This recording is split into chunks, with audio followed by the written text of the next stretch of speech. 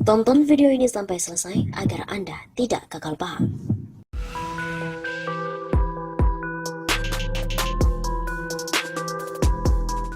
Halo Sobat 651 Sahabat, kembali lagi bersama dengan kami untuk mengulas fakta-fakta perpolitikan dan juga informasi terkini di tanah air.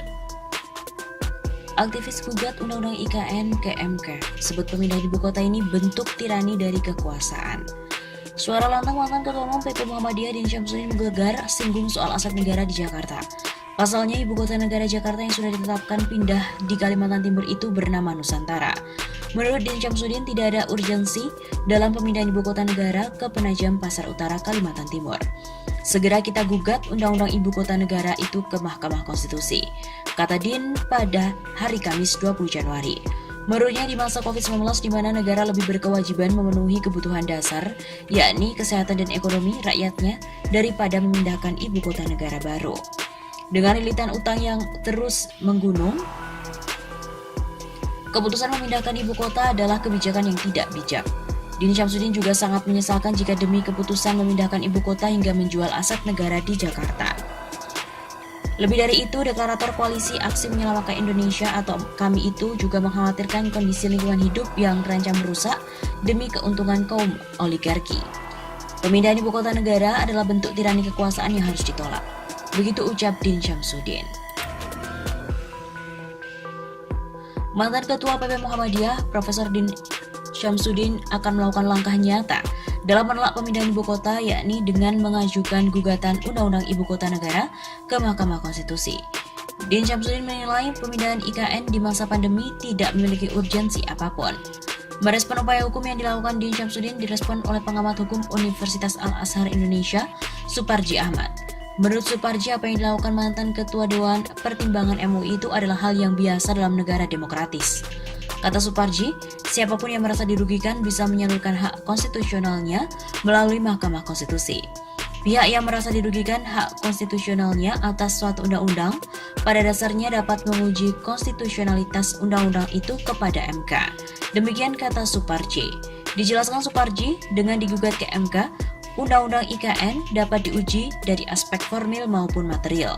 Melalui MK akan diuji pada aspek formil dan material dari undang-undang itu, termasuk juga akan diuji bukti kerugian konstitusional daripada pemohon.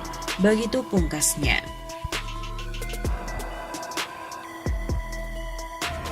Selain itu, pengamat politik dari Universitas Al-Azhar, Ujang Komarudin juga menilai proyek pemindahan ibu kota negara baru dari DKI Jakarta ke Kalimantan Timur hanyalah proyek milik elit pemerintah. Proyek yang bakal menggunakan anggaran pemilu dari Pemulihan Ekonomi Nasional atau PEN itu dinilai bukan berdasarkan kepentingan rakyat. IKN itu kan kepentingan elit, bukan kepentingan rakyat. Kurang tepat jika anggaran pemulihan ekonomi untuk EKN, kata Ujang saat dihubungi. Ujang juga menyayangkan adanya pernyataan Menteri Keuangan Sri Mulyani yang menyebutkan anggaran pemindahan IKN tahun 2022 akan mencatut anggaran PEN. Padahal, seyogyanya anggaran PEN dimaksimalkan untuk rakyat yang kini masih terdampak pandemi. Mestinya uang tersebut adalah untuk rakyat yang terdampak COVID. Banyak rakyat yang terkena PHK, hilang kerjaan, dan juga periuk nasinya. Mestinya ya dibantu. Begitu jelas Ujang. Lebih lanjut, Ujang juga menyatakan bahwa IKN bahkan seolah menjadi harga mati di mata Jokowi. Dengan adanya persepsi itu, maka Menteri Keuangan akan berupaya semaksimal mungkin untuk mencari, menyesuaikan, dan mengadakan dana untuk IKN. IKN itu harga mati bagi Jokowi, maka soal uang akan disesuaikan, dicari-cari, dan diada-adakan oleh Menteri Keuangan. Di sisi lain, ia juga mengingatkan pemerintah bahwa penggunaan anggaran PEN untuk IKN jelas akan melukai hati rakyat.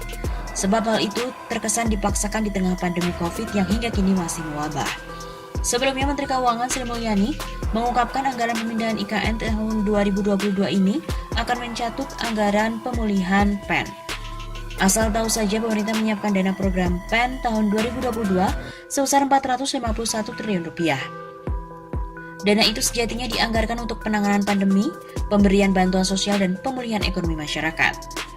Seperti diketahui, untuk tahun 2022, paket pemulihan ekonomi sebesar 450 triliun rupiah masih belum dispesifikasi seluruhnya. Jadi ini anggaran nanti mungkin bisa dimasukkan dalam bagian program PEN sekaligus bangun momentum pembangunan IKN.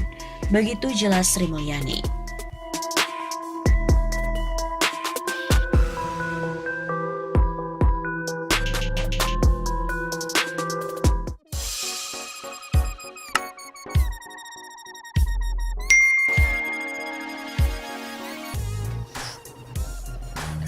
Pemerintah semakin serius untuk memindahkan ibu kota negara ke Kalimantan Timur.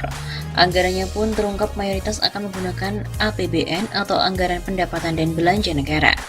Dilihat dari situs resmi IKN Senin 17 Januari, pembangunan IKN mayoritas berasal dari APBN di mana porsinya sebesar 53,5% dan sisanya 46,5% menggunakan dana lain dari skema kerjasama pemerintah dan badan usaha, swasta, serta BUMN.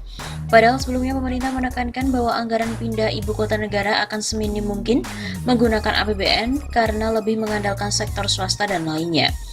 Hal itu pernah disampaikan oleh Jokowi saat membacakan acara buka puasa bersama dengan pejabat dan pimpinan lembaga negara di Istana Negara pada 6 Mei 2019.